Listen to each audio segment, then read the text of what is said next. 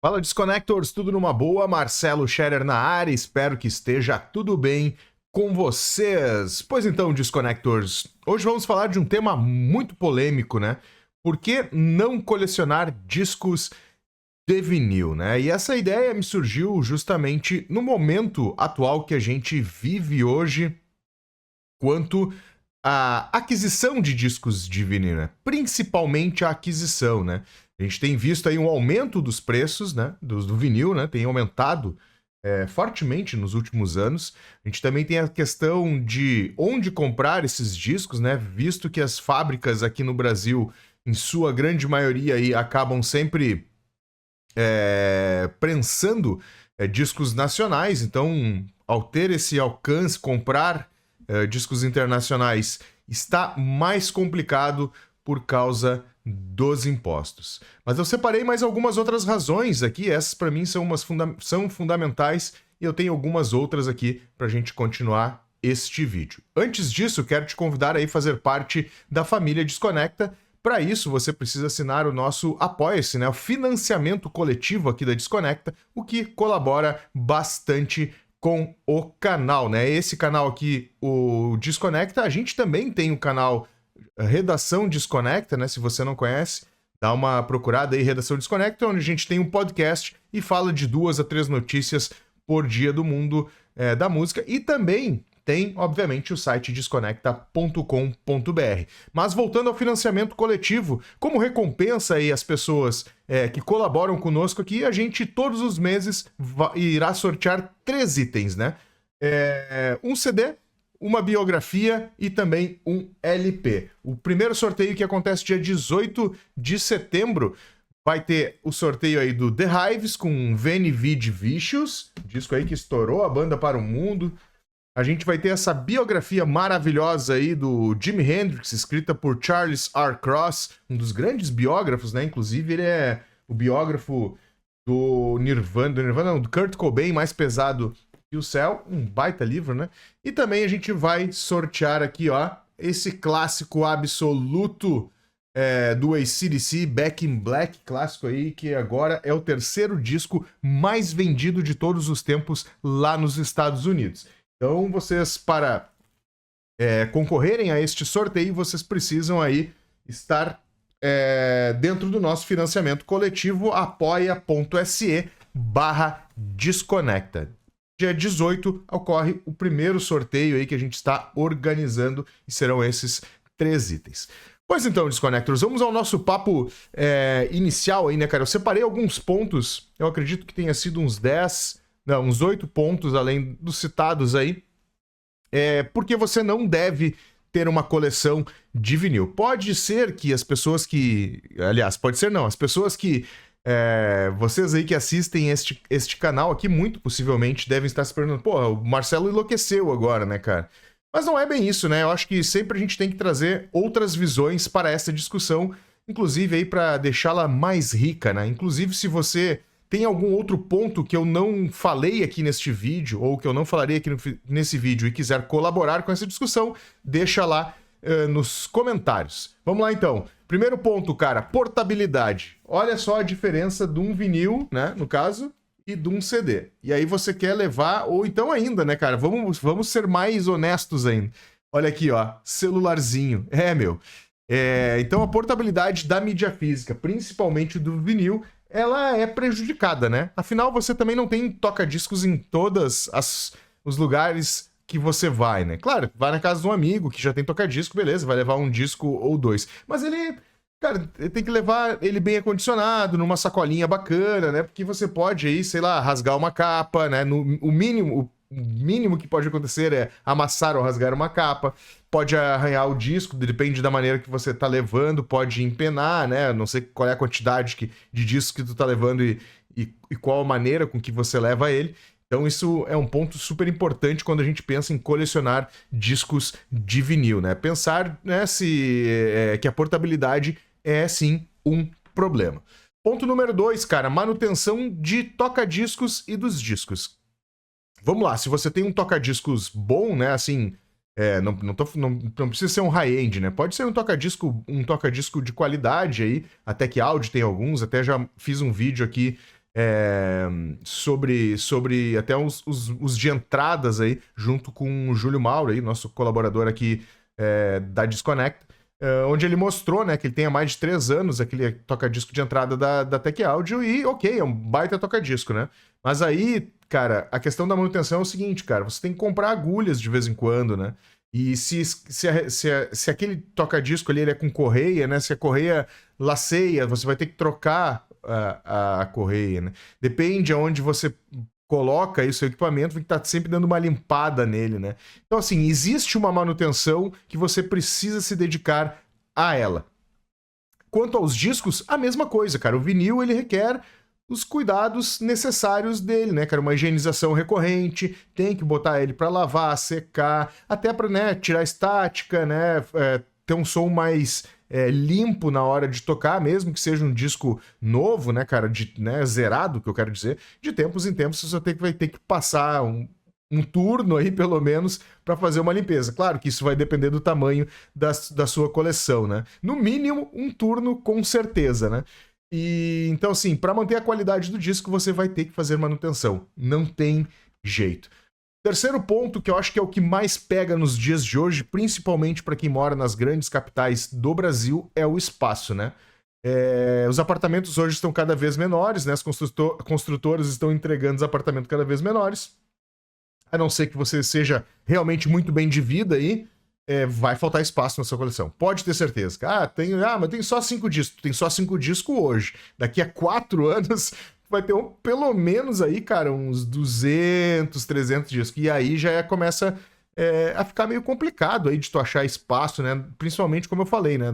Da forma com que os imóveis hoje são projetados, os apartamentos hoje são projetados, são apartamentos menores e aí acaba ocupando o espaço mesmo. E é bem difícil achar espaço. Vai fazer móveis planejado? Vai fazer, mas a coleção cresce aí. Bom, tem diversos canais que mostram aí, né, aqui dentro da comunidade de discos aqui no Brasil, já falando sobre esse tema, né? Eu, inclusive, já fiz um vídeo sobre isso aqui na Disconnect, sobre a questão do espaço. Então, esteja ciente disso, e isso sim, cara, é um problema real, tá? Inclusive eu tô encontrando isso, e eu moro num apartamento relativamente grande, assim, né? Um apartamento antigo, dos anos 70, então nessa época ainda se fazia apartamentos maiores. Hoje estão cada vez menores, e eu já estou encontrando esses problemas, tanto que diminuiu um pouco a questão da compra. Vamos lá então, né, cara? Ponto número 4, um que eu falei lá no início, né, cara? Importar discos, né? Como eu comentei, os discos no Brasil, que são feitos no Brasil, normalmente são de bandas brasileiras. Muita gente gosta muito de bandas internacionais, bandas de rock. Então você vai importar.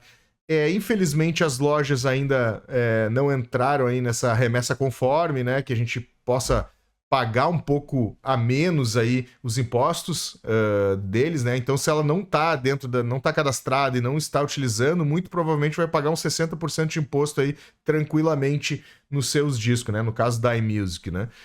A gente tem algumas opções, né? A Amazon, mas a gente sabe que a dificuldade da Amazon também é o tempo de entrega, né, cara? Os caras demoram muito e às vezes ela não vem, os discos bem empenados, né?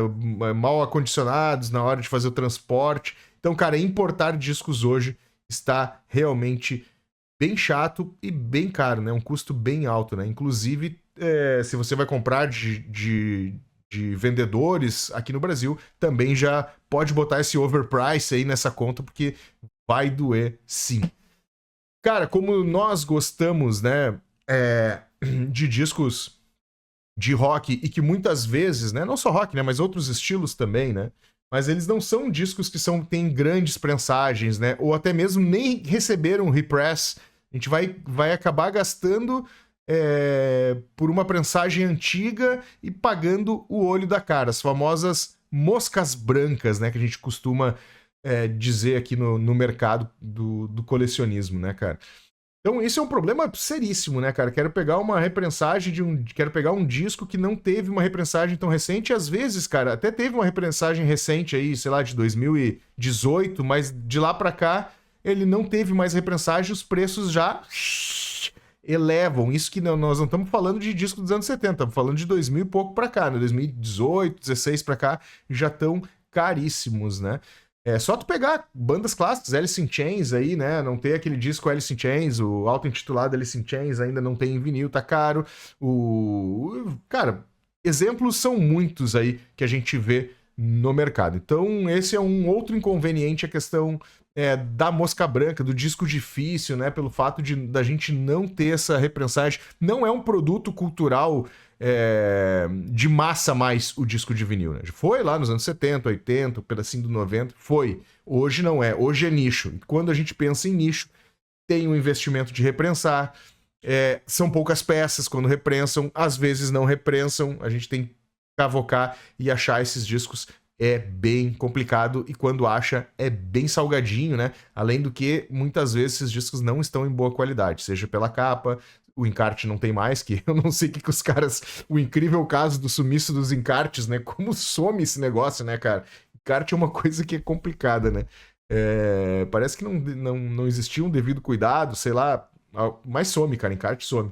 E é difícil aí tu pegar, então, um álbum completo com tudo que ele tinha, que esteja em perfeito estado e com tudo que ele tinha antigamente. Inclusive, né, e obviamente a mídia, né? Muitas vezes a mídia tá um caco, né?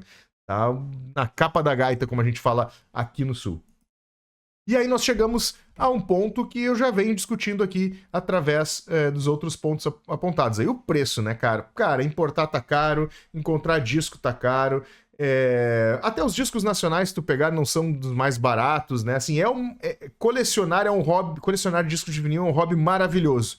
Mas, cara, dói no bolso. Esteja ciente disso, cara. É caro colecionar discos de vinil, porque, ok, tu consegue ele te manter comprando um disco por mês, mas quando tu vê, tu tá lá, cartão, vou meter um cartão de crédito aqui, já compra 2, 3, e aí tu já começa a fazer aquela bola de neve e não termina de pagar, vai parcelado, e aí quando tu vê, tu já tá comprando mais 2, 3, e aí que negócio é 500 pila por mês, daqui a pouco tá 700, e quando tu vê, tu tá com uma dívida aí bem ruim aí de se desenrolar, né? E cara, vai por mim, cara. Colecionismo é muito tesão, né, cara? Então o cara vai acabar caindo nessa armadilha mais cedo ou mais tarde. Normalmente é mais cedo, né? O cara tá entrando com muita sede ao pote e acaba entrando nessas furadas aí. Então o preço é uma barreira de entrada bem chato no colecionismo, assim, né, cara? Se você não tem, né, assim, se tá sempre apertado no final do mês, cara, imagina tu botar mais aí 100, 200, 300 pila naquele mês, ou mais 400, 500 naquele mês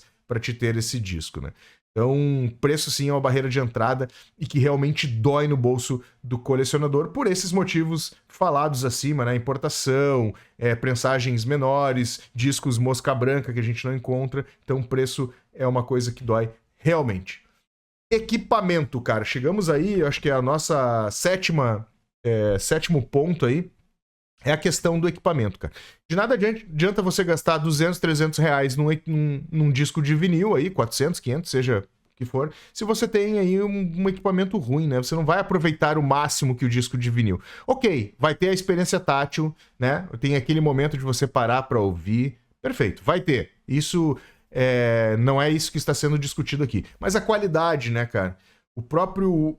essas maletinhas que os caras costumam vender aí, 400, 500 pila, cara. Aquilo ali exerce um peso, né, do braço sobre o disco que acaba deteriorando o disco com o passar dos anos. Claro que não vai ser na primeira audição que você vai sentir isso, né?